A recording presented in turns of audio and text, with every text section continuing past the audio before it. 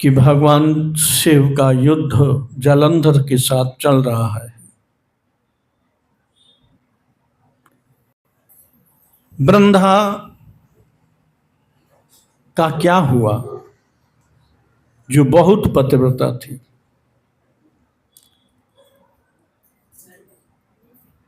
व्यास जी कहने लगे कि जब विष्णु वृंदा के नगर में, जालंधर के नगर में महात्मा रूप से बने बैठे और वृंदा को सारा ये खेल दिखाया, वो माया से रचित था। वह माया से रचित खेल को वृंदा ने सत्य माना और वो रुदन करने लगी। फिर प्रार्थना की तो भगवान ने उसको जीवित कर दिया साधु ने। वृंदा बड़ी खुश हुई अपने पति को जीवित देखकर। जैसे ही जालंधर बैठा, जीवित होकर खड़ा हुआ, वृंदा पहुंची और उसका आलिंगन किया, अपना प्यार प्रदर्शित किया। दोनों ने उस वन में रहकर बहुत समय रमण किया। लेकिन एक दिन वृंदा ने उनको पहचान लिया कि मेरे पति नहीं है, मेरे साथ छल कर रहे हैं। तो उन्होंने बड़ा क्रोध किया और विष्णु को कहा, हे छलिया, तू बड़ा धूर्त है, तूने मेरे साथ इतना कपट का खेल किया है, गंदा खेल किया है, मैं तुझे निश्चित रूप से श्राप दूंगी। जो दो राक्षस तुमने मुझे दिखाए अपनी माया से, वो दोनों राक्षस ही तुम्हारी पत्नी का हरण करेंगे। ये मेरा श्राप है। दूसरा श्राप ये है कि तुमने जो बंदर बनाकर मुझे बहकाया और अपना ही रूप वहां लाकर के जालंधर के भेष में दिखा दिया, ये बहुत धोखा किया, इसलिए बंदर ही तुम्हारी सहायता करेंगे। तुमने मुझे अपने पति के वियोग में इतना रुलाया, मैं श्राप देता हूं कि तुम भी उसी प्रकार अपनी पत्नी के वियोग में रोते रहेंगे। ऐसा कहकर के वृंदा ने अपने तपोबल से, पतिव्रत तो थी ही, तपोबल से योग अग्नि प्रकट कर दी। विष्णु जी ने बहुत मना किया, लेकिन वृंदा जी उस अग्नि में जलकर अपने को भस्म कर लिया। जब वृंदा भस्म हो गई, विष्णु जी उसकी चिता की भस्म को लेकर अपने शरीर में लगाने लगे और हाय वृंदा, हाय वृंदा, हाय वृंदा कहते हुए मोहित हो गए। अद्भुत माया ने विष्णु जी को मोहित कर लिया और वहीं वो स्थिर हो गए। उधर जो जालंधर का युद्ध चल रहा था शिव जी के साथ, बड़ा भयंकर युद्ध हुआ। शंकर जी जो शस्त्र चलाए, जालंधर उन्हें काट दे, और जो जालंधर चलाए शिव काट दे। जालंधर को क्रोध हुआ तो नंदी के ऊपर प्रहार किया, नंदी पीछे हट गया। भोलेनाथ ने उसे खींच करके फिर आगे किया, फिर युद्ध हुआ। वह गंधर्वी माया हट गई, जिससे भगवान से मोहित होकर खड़े रहे थे युद्ध में।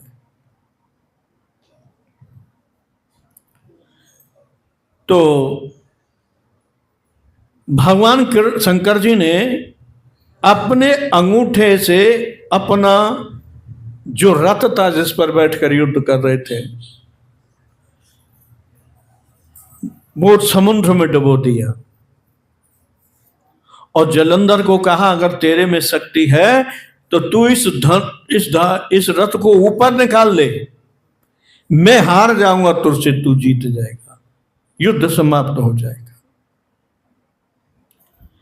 जालंधर ने अपना विशाल रूप धारण किया, सुमेरु पर्वत जैसा, और शंकर जी को कटु वचन कहने लगा। योगी शंकर, तू मुझे नहीं जानता, मैं त्रिलोकी विजयी हूं, मेरे सामने कोई आज तक रुका ही नहीं है युद्ध में, मैं तेरे टुकड़े कर कर करके समुद्र में फेंकूंगा, रुक। ऐसा कहकर के उसने प्रहार किया। शंकर जी ने भी उसके ऊपर प्रहार किया। जालंधर ने देख लिया कि शंकर को जीतना इतना आसान नहीं है, तो उसने फिर एक माया दौड़ाई। वो माया क्या थी कि शंकर जी युद्ध कर रहे हैं, जालंधर ने माया से एक पार्वती बनाई और उसे अपने रथ पर बिठा लिया, और उसके जो दोनों सैनिक थे, सेनानायक शंभु निशंभु, वो पार्वती को बांधे हुए कष्ट दे रहे थे। शंकर जी ने देखा, करे पार्वती को इतना कष्ट दे रहे हैं, तो वो बहुत दुखी हुए, संसार की लौकिक लीला करते हुए। तो जब वो दुखी हुए तो उन्होंने कहा कि हे दुष्ट नीच, तूने बहुत अधर्म किया है, मैं अब तुझे छोड़ूंगा नहीं। इसी प्रकार से जालंधर भी नाना प्रकार से शंकर जी को अपशब्द कहने लगा। भगवान शिव ने खड़ग ली, क्रोध किया और जालंधर का सर धड़ से अलग कर दिया, दो खंड गिर गए।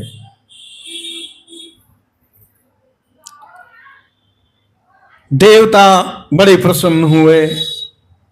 शंकर जी की उन्होंने स्तुति की, शंकर जी ने उन्हें वरदान दे दिया और सभी देवता चले गए शंकर जी कैलाश पर, लेकिन पार्वती का कहीं पता नहीं कहां है। देवता बड़े परेशान हुए। क्यों परेशान हुए? कि विष्णु जी पागल बने, वो चिता भस्म पर बैठे रहे, वो न कहीं जाए न कुछ करे, बस हाय वृंदा हाय वृंदा हाय वृंदा रुदन करते रहे। ब्रह्मा जी, इंद्र और सभी देवताओं को लेकर के कैलाश पर पहुंचे। भगवान भोलेनाथ को विष्णु जी का सारा हाल कहा। विष्णु जी मुस्कराए।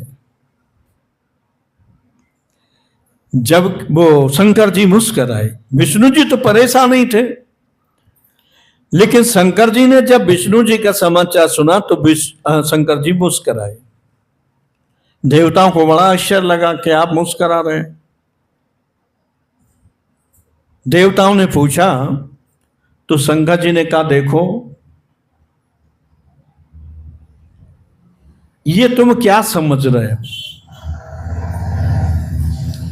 ये सब मेरी दुरत्त जया माया है। जो तुम कुछ दिख रहे हैं, जालंधर का युद्ध, राक्षसों का युद्ध, पार्वती का बंधना, मेरा युद्ध करना, विष्णु जी पागल बन जाकर रहना, ये क्या है? ये मेरी दुरत्त या माया है, इसको कोई नहीं समझ सकता। जैसे मनुष्य रात्रि में स्वप्न देखते हैं, उसी प्रकार से ये संसार मेरी माया से दिन में ही स्वप्न दिखा रहा है। कौन दिखा रही है? मेरी माया। बहुत विचित्र ज्ञान दिया है यहां, और यही माया संसार में सबको मोहित कर नाच नचाती है। विष्णु को मेरी माया बलवती व्याप गई है। अब माया जहां होती है वहां सच्चाई नहीं होती, सत्य नहीं होता, झूठ होता है। झूठ को सत्य करना ही माया का कार्य है। कहा देखो जालंधर मेरे तेज से प्रकट हुआ, वृंदा पार्वती के तेज से प्रकट हुई,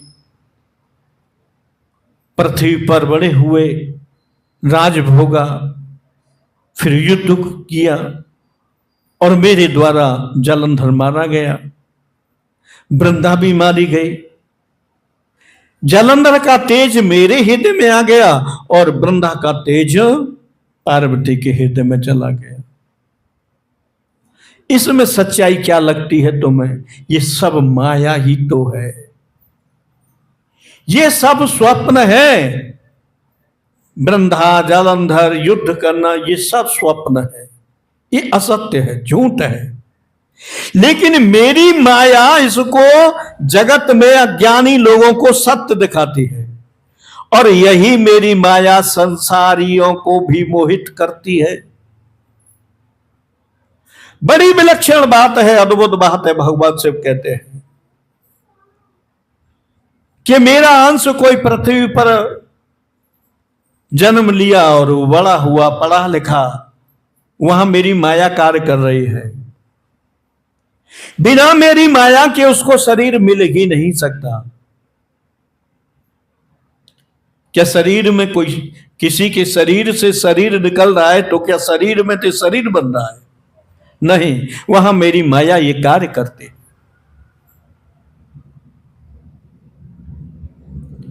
अगर ऐसे ही शरीर बनते रहे तो फिर वो तो वृद्धावस्था तक भी शरीर बनते रहेंगे। मेरी माया जब तक प्रभाव करती है, माया प्रभाव करती है कि प्रकट हुआ बच्चा, बड़ा हुआ, फिर कहीं लड़की प्रकट हुई, फिर उनकी शादी करा दी, बच्चे हुए, ब्याह शादी हुए, अब वो उनको पढ़ाने लग गए। यहां माया मेरी कार्य कर रही है। वो माया से ही मोह उत्पन्न होता है, ममता उत्पन्न होती है। वो इसमें लगे रहते हैं कि ये मेरा बेटा, ये मेरी बेटी, ये मेरी पत्नी, ये मेरा पति, ये मेरा घर, ये रुपया, ये पैसा, ये गहना, सब इसी में लगे हुए हैं। ये क्या है? सब मेरी माया है। लेकिन कब तक रहती है? जो संसार में उसका शरीर रहता है तब तक। जिस दिन मैं शरीर खींच लेता हूं उस दिन उसकी माया समाप्त हो जाती है। माया है, इसी के कारण सब स्वार्थ से प्रेम करते हैं, किसी में निस्वार्थ नहीं है, क्योंकि मेरी माया है। माया झूठ है और झूठी व्यवहार करती है। कितना झूठ व्यवहार करती है।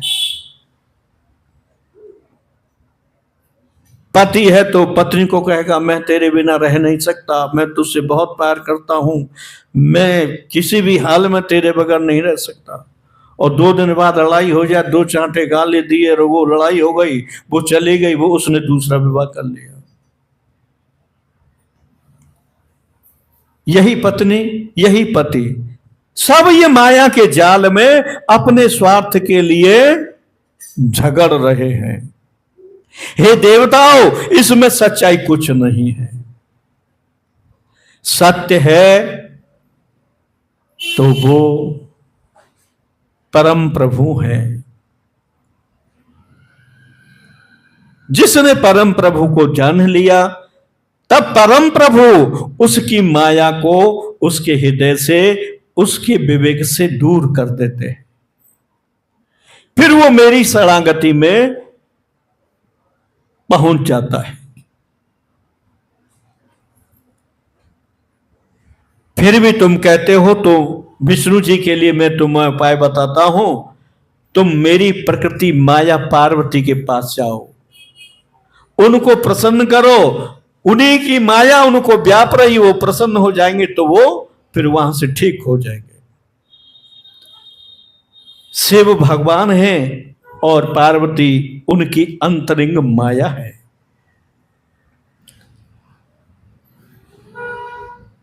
देवता सभी लोग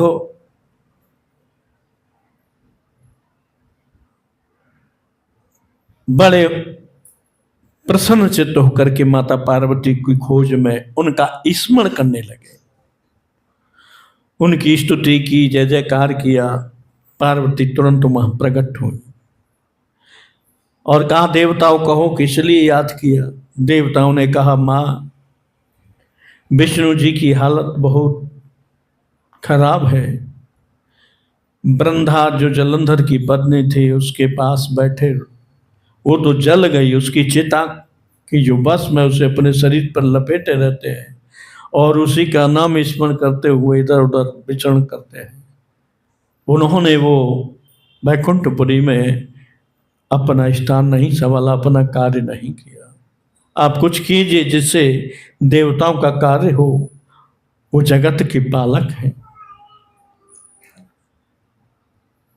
माता पार्वती ने कहा सुनो, जो लक्ष्मी, ब्रह्माणी और गौरी मेरा ही स्वरूप है, मेरे ही माया से वो जगत में दिखाई देती है। तुम उनके पास जाओ, उनसे याचना करो तो विष्णु ठीक हो जाएंगे। अब तो गौरी की, लक्ष्मी की और सरस्वती की प्रार्थना की, देवताओं ने तीनों शक्तियां प्रकट हुई। वही बात देवताओं ने फिर कही उनसे, तो उन्होंने कहा ठीक है, मैं 3 बीज देती हूं।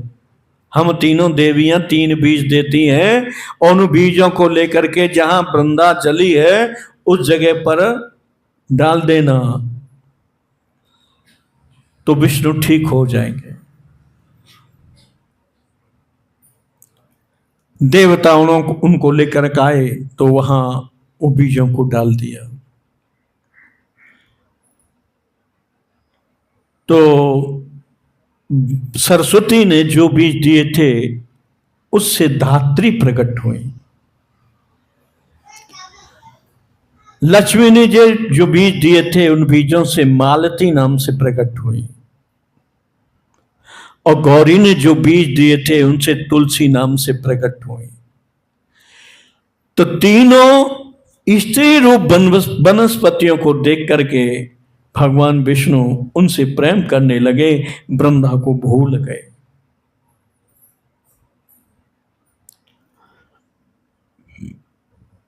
ब्रह्मा को भूलने मात्र से विष्णु जी वनस्पतियों से जब प्रेम करने लगे तो वो अपने होश में आए और वो अपना लोक संभाल लिया, अपना कार्यभार देखने लगे।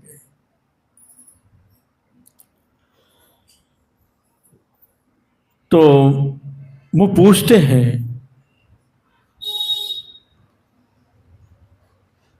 शौनकादिक 88,000 सूत्र जी से